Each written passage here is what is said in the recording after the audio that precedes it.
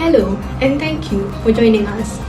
Today, we turn our focus to a social issue that continues to shape the lives of millions, both globally and here at home, which is inequality in education. So, what exactly does this mean? Educational inequality refers to the unfair and uneven access to education, where students do not receive the same quality of learning opportunities due to factors like socioeconomic status, race or ethnicity, gender, or even their geographic location. This results in gaps not only in academic achievement but also in future opportunities, job prospects, and quality of life. Unfortunately, this is not a new issue, nor is it limited to one part of the world. Globally, education systems are struggling to provide equal learning conditions for all. Even in highly developed countries, many students still face barriers due to poverty, language differences, or systemic bias. In developing nations, the situation can be even more severe, with a lack of basic infrastructure, overcrowded classrooms, underqualified teachers, and limited teaching materials. The rapid shift toward digital learning in recent years has also widened the gap, leaving behind students who do not have stable internet access or digital devices. Zooming into our own country, we can see how this problem affects our communities. Schools in rural or underserved areas often lack the resources that urban schools take for granted. This include experienced teachers, sufficient classroom materials, proper facilities, and access to technology. Students in these schools are expected to compete at the same level as their better supported peers, often without the tools they need to succeed. This creates an uneven playing field that reinforces a cycle of disadvantage. Beyond academics, educational inequality also contributes to long-term social issues, including unemployment, poverty, and reduced civics participation. In short, when students are denied equal access to quality education, entire communities and future generations are affected. Education is a fundamental right, not a privilege for the few. Bridging this gap is essential if we are to create a fairer, more inclusive society where every child has the opportunity to reach their full potential. And with that, I'll now be passing to my friend for further explanation on this issue and to explore the steps that can be taken to address it. Over to you. Thank you, Shahida. Hello, fellow viewers. My name is Abdul Hasim Belangwanila, code A213347. Today, we turn our focus to a critical issue that continues to affect millions of children worldwide, and that is inequality in education. Now, despite global progress, many students still face significant barriers to quality learning opportunities. So, what exactly is causing this persistent problem? Now, one of the key factors is socioeconomic inequality, or in simpler terms, poverty. Children from low-income families are often at a disadvantage before they even step into a classroom. They may lack access to essential learning tools such as books, internet, or even a quiet space to study. Now, in many cases, poverty forces these students to juggle school with part-time work or family responsibilities, which affect their academic performance. And it doesn't end there, ladies and gentlemen. Next, parental education plays a big role too.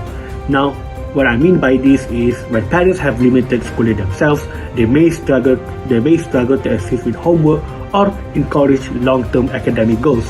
This creates a cycle where disadvantage is passed from one generation to the next. And you don't want that to happen to your children too, ladies and gentlemen. Now, other than that, geographic location is another major contributor. In many parts of the world, there's a stark difference between the education available in urban and rural areas. Urban schools often benefit from more funding, better trained teachers, and up-to-date technologies. Meanwhile, rural schools may face teacher shortages, limited digital access, and inadequate resources. It's a major difference between these two areas. Finally, infrastructure is also one of the factors. In some developing regions, schools still operate without basic facilities like electricity, clean water, or safe building. Now, A lot of your viewers might think to yourself, how can students learn effectively in such environments? And here is the answer. They don't. A 2021 study by Morgan et al., published in Educational Research for Policy and Practice, highlights that these combined factors, especially poverty and rural isolation, severely limits children's learning outcomes and life opportunities. It emphasizes the urgent need for targeted policies that bridge these gaps and promote equal access to quality education across all communities. And that's all for me. My name is Abdul Hasim Benawanila, reporting on education inequality. Back at you guys.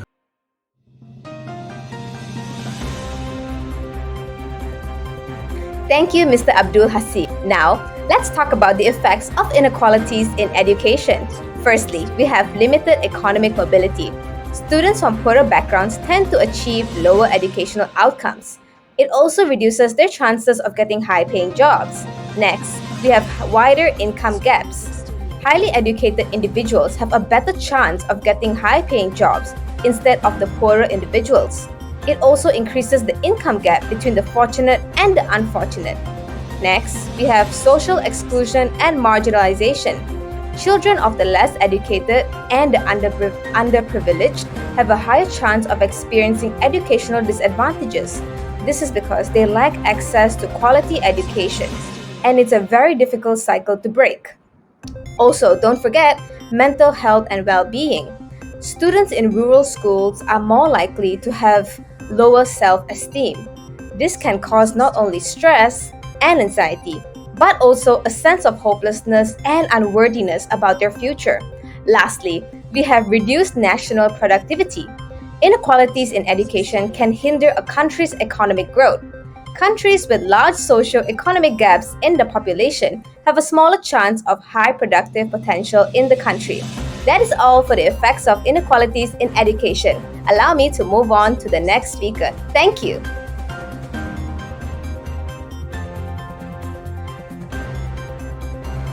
Hello everyone, I am Atia Umaira, code number A214582, reporting for our special coverage on educational inequality. As discussions around education reform continue globally, several practical solutions are being proposed to help narrow the gap in access and quality of education across communities.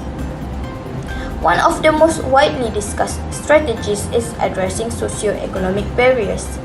In many low-income households, students lack the basic resources required for learning. As a result, governments and NGOs are working together to introduce free school meals and supplies. These efforts are aimed at reducing absenteeism and improving student concentration. In addition, free tuition classes and mentoring programs are being rolled out in various countries, including Malaysia. These initiatives are designed to offer academic support to underperforming students, particularly in core subjects such as mathematics, science, and language. Another area of concern is the divide between urban and rural education systems. Mobile classrooms and digital learning vans have emerged as innovative solutions to deliver lessons to remote areas. These mobile units are equipped with teaching materials and internet access, helping students continue their education despite distance and infrastructure challenges. At the same time, government are exploring incentives for rural teachers such as housing, bonuses, or career progression opportunities. These incentives are meant to attract and retain qualified educators in rural schools, where teacher turnover rates are often high. Experts also highlight the importance of improving school infrastructure. In some regions, students attend schools with poor lighting, damaged school classroom, and insufficient learning tools.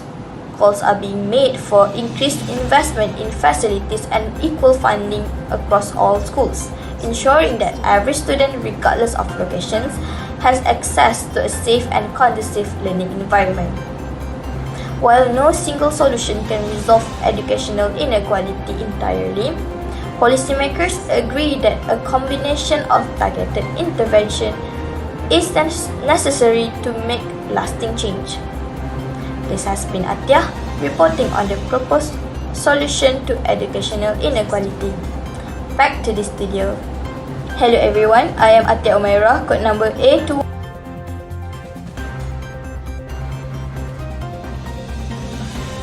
Thank you so much, Atreya. And now, we are on the last part, which is the conclusion. Inequality in education, driven by factors like poverty, low parental education, and geographic disparities, and continues to limit student opportunities and widen social economic gaps. This issue leads to the long-term effects such as poor job prospects, mental health challenges, and intergenerational poverty. If this problem remains unsolved, how many more future will be lost to an unfair system? It is crucial to all stakeholders to take action and ensure equal access to quality education, or we risk deepening the divide and leaving vulnerable communities further behind. Thank you so much.